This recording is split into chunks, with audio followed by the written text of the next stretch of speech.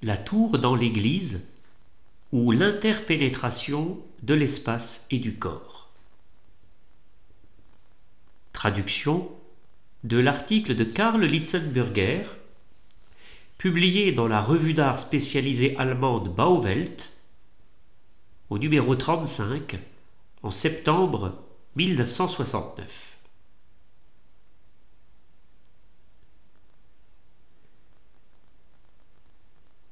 Une salle plus petite, mais haute, est séparée de la grande salle de l'église de Wasperviller en Moselle. Elle est accessible depuis cette dernière, mais n'est pas directement visible. Une chapelle séparée.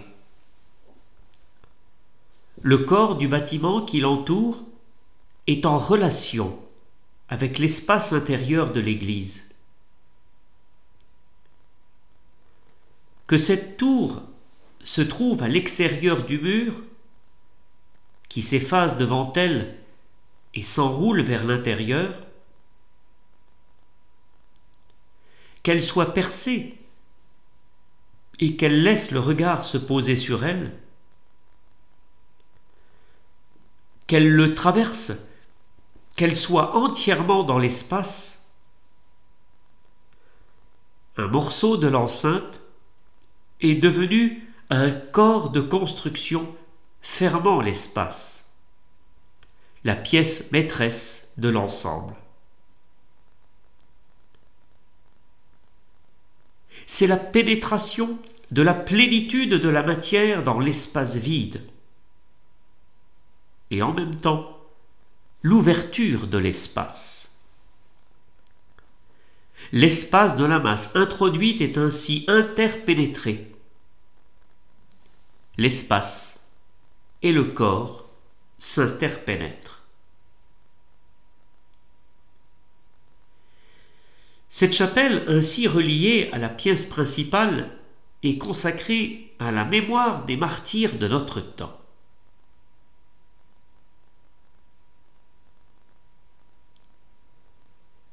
Comment en est-on arrivé à cette conception de la forme de l'Église?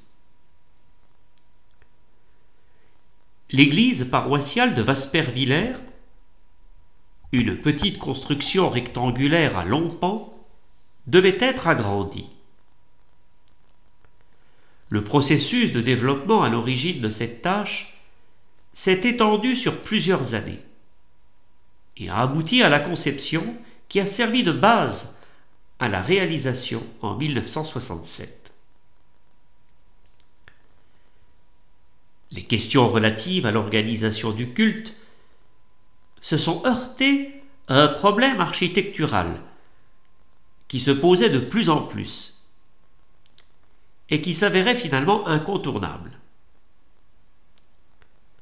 La séparation d'un espace et la création d'un deuxième corps de bâtiment séparé, pénétrant dans l'espace principal. Le terme séparation rappelle l'architecture du début du Moyen Âge,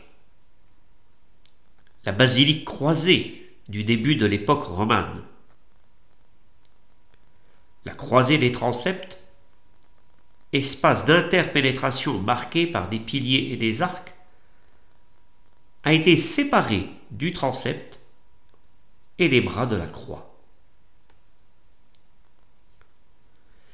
La conception de Wasperviller est différente. Ici, une partie de l'espace n'est pas isolée, mais séparée visuellement. C'est un corps de bâtiment qui est mis à l'écart ou qui est inséré. Mais que trouvons-nous dans cet espace qui n'est pas directement visible? Une chapelle de la Rosée? Une chapelle du Saint-Sacrement? La chapelle de la Sainte auquel cette église est dédiée? De l'ancienne église, il y avait une statue de Thérèse de Lisieux. Si l'on peut encore appeler statue un cliché aux parois fines et maigres, qui a été remise en place non sans mal. De nombreuses églises sont aujourd'hui dépouillées de ce type de représentation, rarement remplacées par de nouvelles statues. En revanche, les plus anciennes, celles du baroque et surtout du Moyen Âge, sont conservées dans les églises comme dans des musées. Elles sont devenues des objets d'art et de valeur et ont donc une valeur douteuse pour l'Église. Que dit la théologie à ce sujet?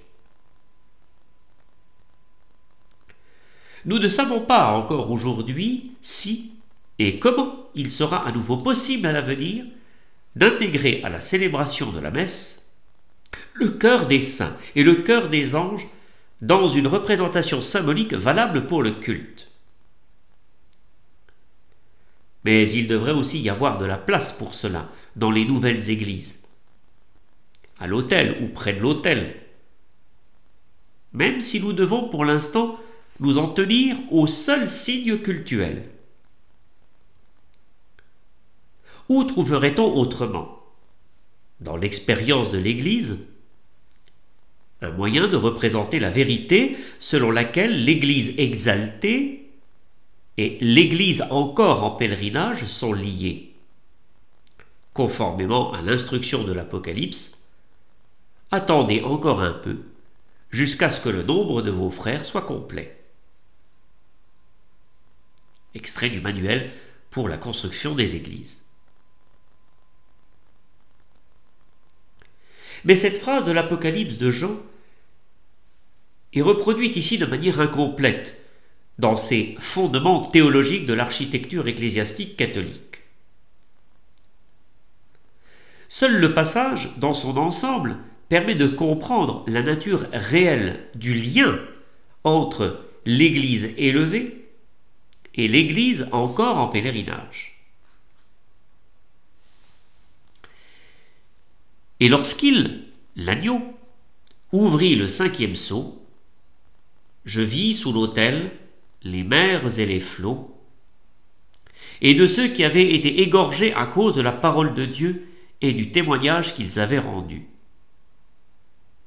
Et ils criaient d'une voix forte, « Jusque à quand, Seigneur? Saint et véritable, ne juges-tu pas et ne verses-tu pas notre sang sur les habitants de la terre ?» On donna à chacun d'eux un vêtement blanc, et on leur dit d'attendre encore un peu, jusqu'à ce que leurs compagnons de service et leurs frères, qui seront tués comme eux, soient également achevés. Nous ne savons pas encore aujourd'hui si et comment cela sera possible à l'avenir. Cette ignorance aurait-elle son origine dans notre propre vulnérabilité? Aurions-nous oublié parce que nous ne voulons plus nous souvenir? Les saints, pas tant ceux des jeunes que ceux de notre propre passé? Est-ce que c'est peut-être la question à laquelle on doit s'adresser quand on sent que quelque chose ne peut pas aller dans l'approche, à laquelle on aboutira à la fin ce tâtonnement et cette recherche d'une orientation fondamentale, non encore trouvée, et pourtant indispensable? D'après l'auteur Karl Ledergerber, saint et véritable, ne juges-tu pas et ne verses-tu pas notre sang sur les habitants de la terre? On donna à chacun d'eux un vêtement blanc, et on leur dit d'attendre encore un peu, jusqu'à ce que leurs compagnons de service et leurs frères, qui seront tués comme eux, soient également achevés.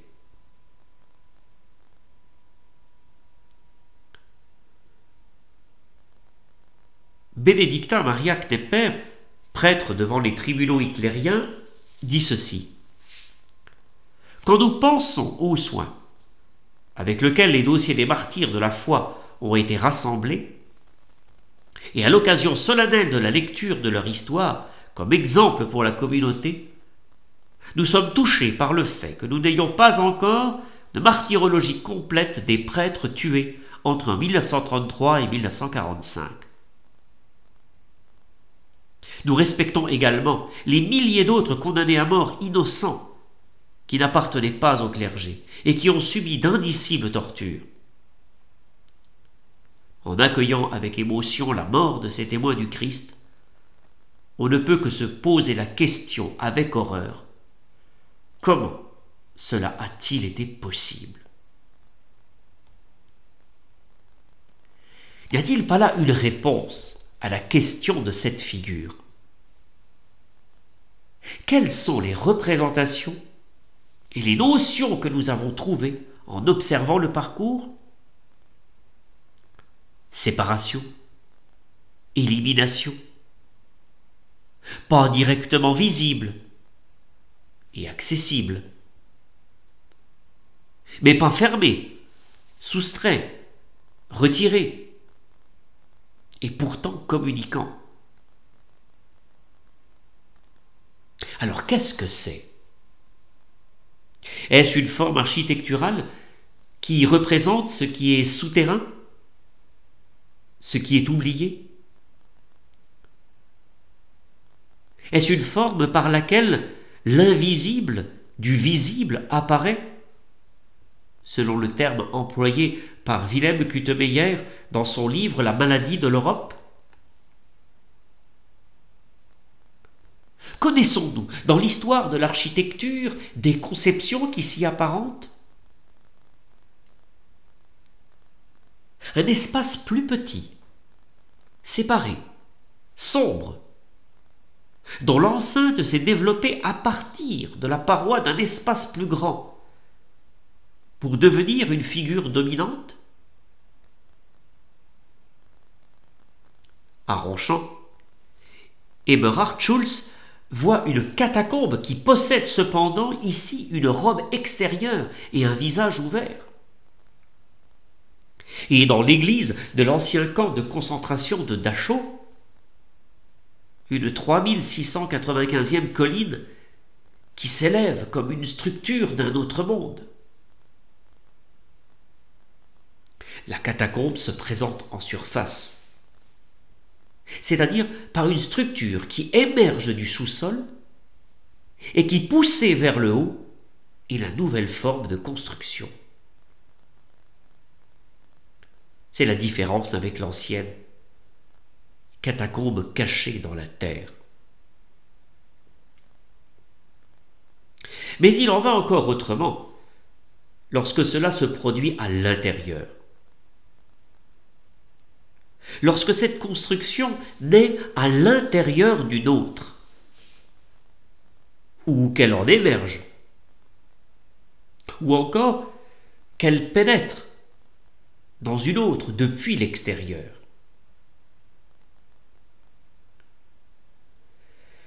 La séparation d'un corps qui ferme l'espace, maintenant, avec l'exercice de cette forme, l'observation de l'architecture ecclésiastique des 20 dernières années nous fait découvrir des changements de formes inconnus jusqu'alors, qui apparaissent comme les prémices d'une certaine évolution. leur point commun apparaît. Il y a la séparation du corps de l'édifice, alors qu'il était depuis toujours particulièrement solide et donc architecturé. Les plafonds des bâtiments sont maintenant ouverts. Les parois des pièces sont séparées les unes des autres, parfois même du plafond, parfois même du sol.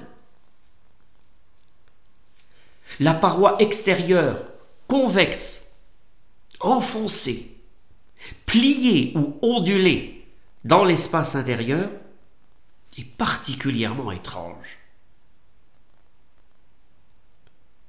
Nous en trouvons le premier exemple dans la chapelle de Ronchamp. 2 des 4 murs principaux présentent ici de tels retraits vers l'intérieur. Dans une certaine mesure, le 3e mur principal, le mur nord, en présente également. Enfin, le plafond aussi. Depuis lors, le renflement ou l'inflexion vers l'intérieur apparaît de manière plus ou moins prononcée dans de nombreuses églises et chapelles de la région d'Essen. Ici, les 2 murs latéraux sont voûtés vers l'intérieur.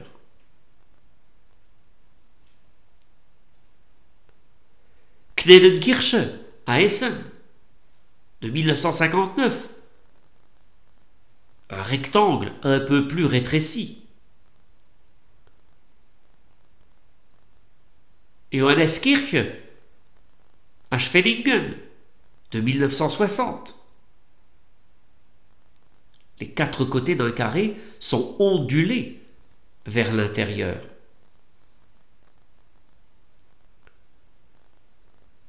L'église de Weissenburg, de 1964. 4 côtés supérieurs de la pièce sont incurvés vers l'intérieur et posés sur des supports.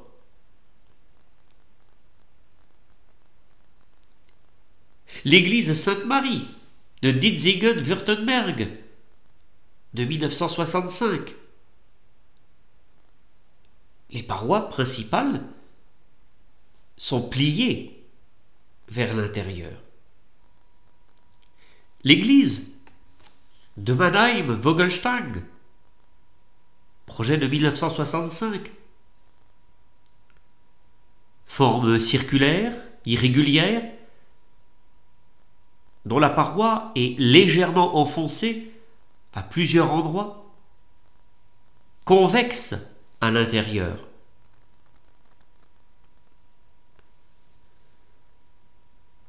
L'église du Saint-Esprit à Emmerich-Legmer, formes ouvertes vers l'extérieur, convexes vers l'intérieur, en forme de champignon. La coloration intérieure de l'église Saint-Michel de Créteil est extrêmement accentuée, au détriment de l'espace intérieur. L'espace extérieur s'est tellement agrandi que l'idée de son extension s'impose. C'est à peu près ce que l'on trouve déjà dans la partie basse des 4 absides. Si l'on ouvrait cette partie du rez-de-chaussée sur la pièce principale, on obtiendrait des conceptions semblables à celles de Weissenburg. Le mur extérieur, convexe à l'intérieur, n'est fermé que dans la partie supérieure. Il est ouvert dans la partie inférieure. Comment avons-nous pu éviter cette dissolution? Qu'obtiendrait-on en fermant ces baies extérieures sur toute leur hauteur et en ne rendant les corps de bâtiments ainsi créés accessibles que de manière indirecte depuis la pièce principale, afin de préserver leur unité. Mais le rêve de la maison n'y gagnerait rien. Il serait devenu un simple croisement, une croisée des chemins. Ce plan de base a fait penser à la proposition de construire une maison du sacré au lieu de plusieurs bâtiments pour les différentes confessions. La pièce principale devait être rassemblée sans abandonner le corps du bâtiment ajouté et son unité. C'est par le creux du mur vers l'intérieur, par la concavité à l'extérieur, que nous sommes parvenus à la séparation d'un corps. Mais qu'en est-il de l'accentuation de l'espace à l'intérieur, de l'enceinte en forme de couronne de chapelle, d'une composition de renflement de l'espace intérieur? Cette conception, également plus fréquente ces 20 dernières années, n'est-elle qu'une modification de ce que nous connaissons depuis longtemps dans l'histoire de l'architecture? Prenons l'église de Neuvige. Comparons-la pour avoir le contraste avec celle de Tampere. Ici, une forme spatiale, composée de plusieurs pans de murs, convexes vers l'intérieur. Là, une couronne de baies ou de conques, comme forme de l'espace intérieur.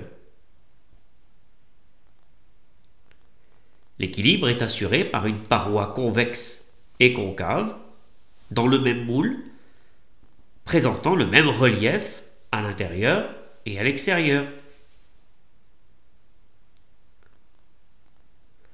Cette forme a, par exemple, le mur de l'église Sainte-Gertrude à Cosne, donne sur la rue.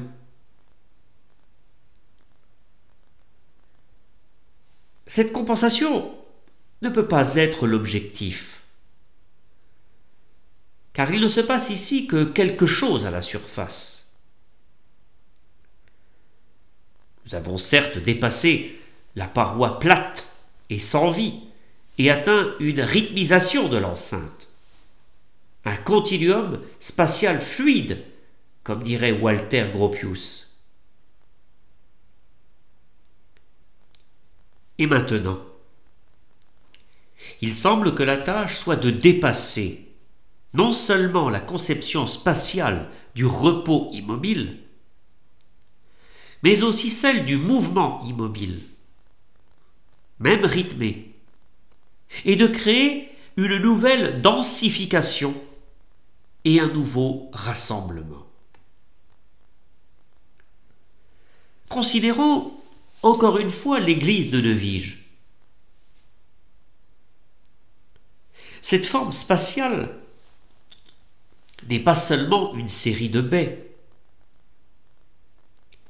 Il s'y ajoute encore quelque chose qui modifie considérablement la conception de base. Devant certaines de ces baies, on ne peut que constater l'enrichissement des masses au niveau des piliers et des parapets de la tribune, surtout vers le haut. Il s'agit d'une sorte de grillage lourd qui inverse la tendance inhérente aux différentes formes de galeries connues dans l'histoire de l'architecture. Il vise à la séparation et à la fermeture et va dans le même sens que l'évolution de la forme de base de Wasperviller, qui s'achève par la séparation d'un corps de bâtiment.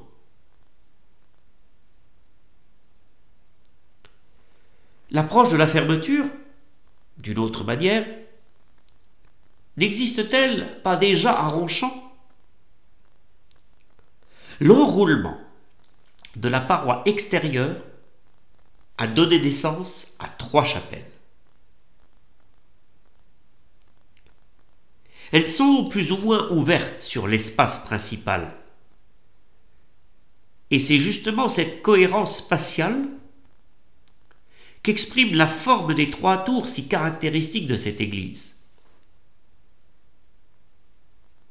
Où irait-on si l'on poursuivait cet enroulement,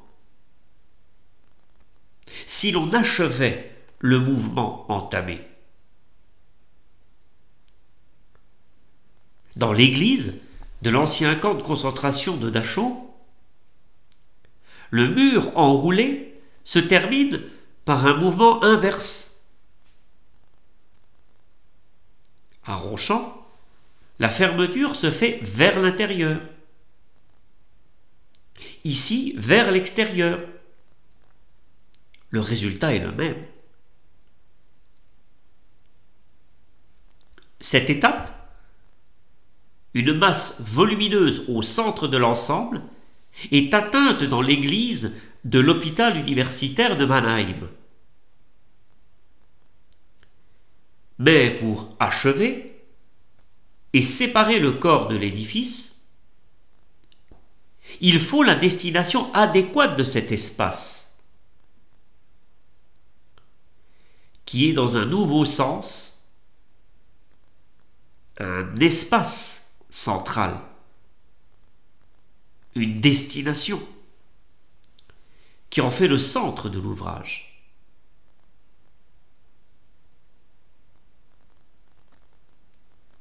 N'était-ce pas au fond le problème du mur sud de Ronchamp? Kremer dit ceci: l'abolition des limites de l'espace est la conquête, le progrès dont nous sommes fiers. Elle a été possible grâce à de nouvelles constructions ayant pour résultat une réduction constante des éléments de construction et un rétrécissement constant des éléments de construction. Avec ces mêmes moyens, Le Corbusier a créé la forme opposée dans le mur sud de Ronchamp. Il s'agit d'un mur creux. D'une manière inconnue jusqu'alors, il a ainsi réintroduit la matière dans sa plénitude, sous une forme et dans un cadre grandiose. En même temps, il a fait un pas de plus dans la direction de l'ouverture de l'espace. Une partie de ce mur creux a été rendue accessible. À côté de la sortie est se trouve une porte qui mène à une petite pièce dans cette paroi. Cet accès, bien que discret, n'est pas dissimulé, mais rendu visible sans aucune gêne. La pièce est désignée dans le plan comme dépôt. Une pièce secondaire donc, sombre, non formée et non respectée. Non destinée au public. Ne devait-on pas le lui rendre accessible? Au cours des 14 années qui ont suivi la construction de l'église de Ronchamp, cette structure de mur n'a pas eu de suite. Le Corbusier lui-même y a plus eu recours. Cet espace était un début, une sorte de préforme. Nous comprenons maintenant que la transformation de la paroi creuse en un corps de bâtiment séparé, comme partie centrale de l'enceinte, n'était pas réalisable sans une orientation de type fondamental, non encore trouvée et pourtant insoluble, qui donne un sens à l'espace retiré.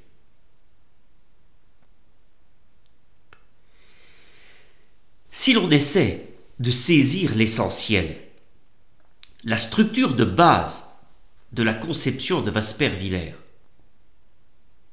on constate que l'architecture est la suivante.